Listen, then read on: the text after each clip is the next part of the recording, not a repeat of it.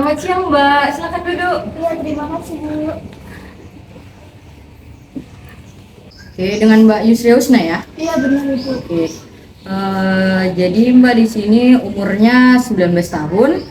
Terus ada data berat badan dan tinggi badan. Berat badan Mbak di angka 40 kg dan tinggi badannya di 150 ya Mbak. Iya benar. Oke, nah jadi sebelumnya saya jelasin dulu. Konseling ini kita lakukan untuk memajukan kesehatan daripada masyarakat Indonesia. Nah, jadi selama beberapa waktu ke depan, saya akan memberikan pertanyaan kepada Mbaknya yang nanti berkaitan dengan kesehatan dan juga masalah yang Mbak alami, ya Mbak. Oke. Sebelumnya saya izin untuk merekam ini, nggak apa-apa? Ya, Sebagai dokumentasi. Oh, iya. Baik. Oke. Jadi yang pertama apa nih Mbak keluhannya sampai harus dokter menyarankan untuk Mbaknya ke ahli gizi? Jadi saya sebelumnya udah ke dokter kan. Nah itu saya waktu itu ada masalah makan gitu. Jadi saya disuruh konsultasi tuh ke ahli gizi buat mengubah pola makan saya gitu kan. Jadi saya tuh sebenarnya seorang picky eater gitu, dan saya merasa juga saya tuh berat badannya kayaknya nggak normal deh menurut saya gitu kan. Jadi itu mungkin karena saya yang picky eater, jadi saya mau konsultasi nih, datang ke sini gimana sih saya harus mengubah pola makan saya sama harus naikin berat badan saya. Oke. Jadi Mbaknya picky eater, agak pemilih ya mungkin untuk dalam makanan. Nah, kira-kira makanan apa gitu yang Mbaknya memang suka banget terus makannya tuh itu-itu aja gitu. Kira-kira makannya apa ya? Kalau saya tuh sukanya sama telur sih, itu sering sih saya makan itu. Terus kalau karbohidrat yang kayak nasi itu jarang banget saya makan. Tapi kalau karbohidrat saya tetap makan, tapi kayak yang kentang gitu itu saya makan. Oke, jadi kalau misalnya kayak cemilan-cemilan gitu Mbaknya sering nggak sih kalau konsumsi kayak gitu? Kalau cemilan sih saya juga jarang. Jarang ya Mbak. Jadi kayak seling-selingan gitu biasanya ada nggak waktu yang emang Mbak sediain untuk makan cemilan kayak buah atau segala macam? Kalau itu saya nggak punya waktu tertentu, kayak kapan saya mau saya makan, tapi itu jarang.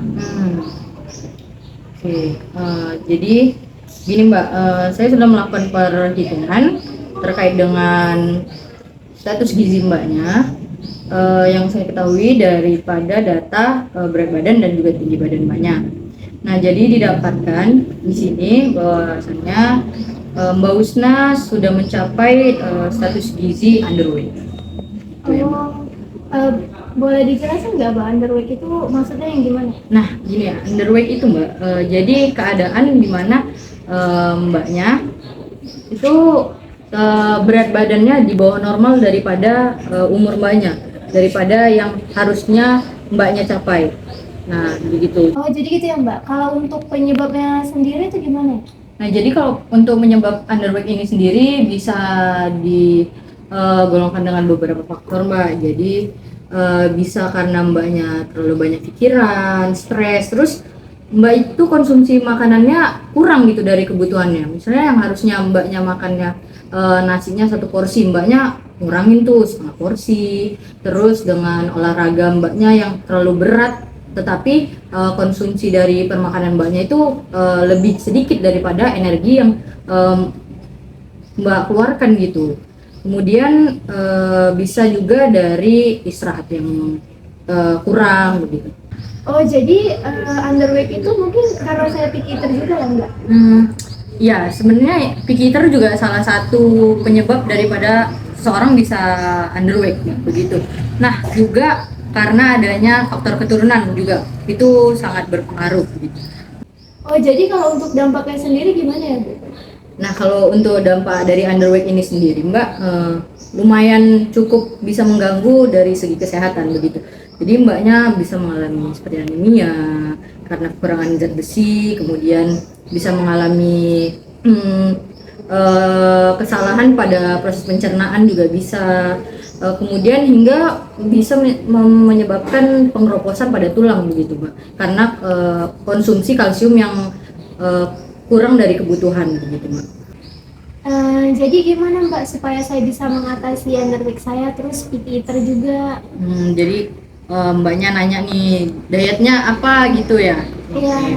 Jadi dari yang mbak bisa beri informasi yang sudah mbak berikan tadi setelah saya bertanya, saya punya beberapa saran yang bisa mbak lakukan. Yang pertama, mbaknya bisa mengonsumsi makanan-makanan yang tinggi akan kalori, seperti mungkin tinggi akan karbo dan juga protein salah satunya.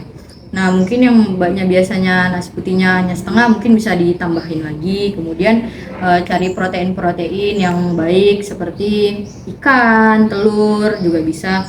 Nah, mbaknya kalau bisa makan makanan yang fresh, jangan yang frozen gitu. Kemudian mbaknya bisa buat olahraga, namun jangan olahraga yang terlalu berat karena itu bisa mempengaruhi daripada underweight itu tadi, mbak. Kemudian ada mbaknya juga bisa istirahat yang cukup, jangan begadang.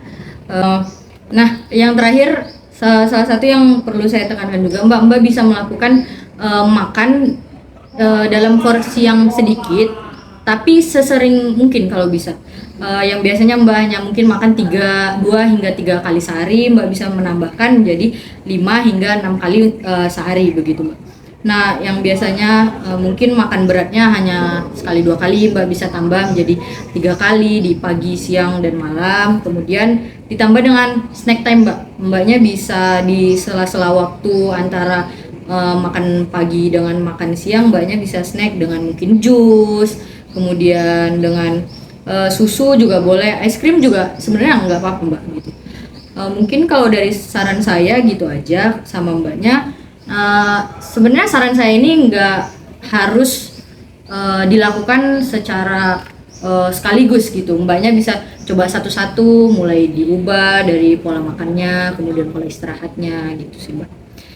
Mungkin ada lagi yang mau mbak tanya mungkin? Enggak kok, menurut saya udah cukup jelas sih. Nanti saya bakal coba sih lakuin saran-sarannya. Oke, jadi mungkin kita cukupkan aja konseling kita pada pertemuan kali ini. Nanti mungkin kita akan bisa lanjut di pertemuan selanjutnya di 2 minggu ke depan. Dan saya harap saran-saran yang saya berikan tadi bisa membuahkan hasil sama mbaknya. Sama-sama kita lihat nanti di kedepannya hasilnya bagaimana, dan kita pantau terus. Oke, mbak, nanti mbaknya kalau ada pertanyaan yang sekiranya udah sampai rumah nih baru kepikiran mau nanya ini nanti mbaknya bisa hubungin saya langsung. Oke. Oke, jadi kita akhiri saja. Oke, baik, kalau gitu terima kasih ya Bu. Kalau gitu saya permisi ya. Iya, hati-hati ya mbak di jalan. Nanti kita bertemu di pertemuan selanjutnya. Oke, baik Bu.